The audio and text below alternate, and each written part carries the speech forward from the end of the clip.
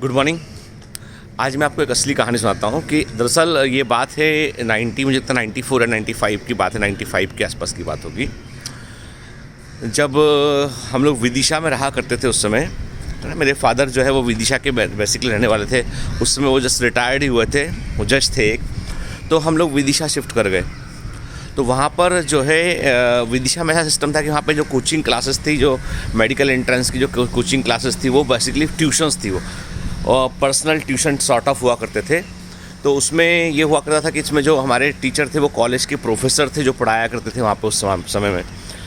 तो अक्सर जो है ऐसा होता था कि कुछ लोग कंप्लेंट कर दिया करते थे कि भाई कॉलेज के प्रोफेसर हैं, ये ट्यूशन भी पढ़ा रहे हैं ना, तो इनका कोचिंग बंद कराया जाए। तो जो प्रोफेशनल कोचिंग वाले थे वो ऐसा कर दिया करते थे।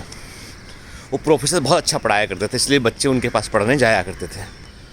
तो जो कमर्शियल कोचिंग थे उनको बड़ा दिक्कत हुआ करता था, वो कलेक्टर को कंप्लेंट कर देते थे। अब वो जो कलेक्टर साहब थे वो वहाँ पर जो है डिसीजन निकालते थे भाई कॉलेज का कोई प्रोफेसर पर्सनल ट्यूशन नहीं पढ़ाएगा। तो उससे हम सारे लोगों को बड़ा नुकसान हुआ करता था। तो एक बार हम लोग जो है वो कलेक्टर को हम लोग जो है ज्ञापन देने गए कि भाई हमारे बच्चों का भविष्य ख़राब मत कीजिए, हम लोग जो है वो गाइडेंस लेते हैं। उस समय पीएमटी मेडिकल एंट्रेंस बहुत ज़्यादा टफ हुआ करता था। कारण ये था कि 4-5 अलग अलग पेपर हुआ करते थे, फिजिक्स का, केमिस्ट्री का, बॉटनी का, जूलॉजी का। और फिर दूसरा इसके अलावा ये था कि जो है एक बड़ा समस्या ये भी हुआ करता था उस समय कि जो है लोगों को अवेयरनेस और नॉलेज भी कम था।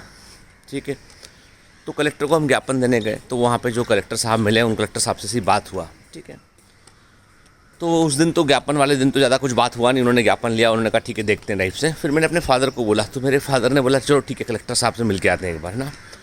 तो मेरे फादर चूँकि खुद भी एक जज थे, तो उन्होंने जो है वो कलेक्टर साहब से मिलने का उन्होंने किसी को कहलवाया। तो उन्होंने कलेक्टर जो वहाँ के डीएम थे उन्होंने कहा कि ठीक है साहब, हम जज साहब हैं तो हम मिल लेते हैं इनसे। तो शाम को फिर मैं और मेरे फादर जो है उनके घर गए हम लोग। तो उस समय फिर उन्होंने जो कलेक्टर साहब थे उन्होंने जो है वो अपनी कहानी सुनाई। उन्होंने कि दरअसल उनके फादर जो है वो पुलिस में थे, और पुलिस में जो है वो ड्यूटी के दौरान उनकी हेल्थ कुछ बिगड़ी, कहीं पोस्टेड थे कहीं पर वो, और वो एक्सपायर कर गए। तो अब चूँकि ये उस समय 16-17 साल के रहे होंगे, तो घर में कोई कमाने वाला व्यक्ति दूसरा था नहीं, तो इनको 17-18 साल के रहे होंगे, तो इनको 12वीं जस्ट पास ही किया था। इनको अनुकंपा नियुक्ति लग गया इनका वहाँ पे।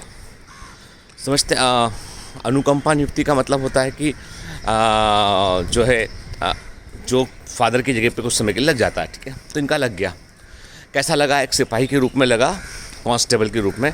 और ऐसा कि इनकी ड्यूटी लगी कलेक्टर साहब के बंगले के बाहर, जो उस समय के कलेक्टर रहे होंगे उनके बंगले के बाहर। तो बताया करता था कि जब भी कलेक्टर साहब की गाड़ी आया करती थी, हमारा काम था गेट खोलना, सल्यूट करना था आपको। ठीक है, सुरक्षा करना, रात भर चुप, जितना वॉचमैन टाइप हो, वो इनका काम था। तो ये वो काम जो है वो किया करते थे ना।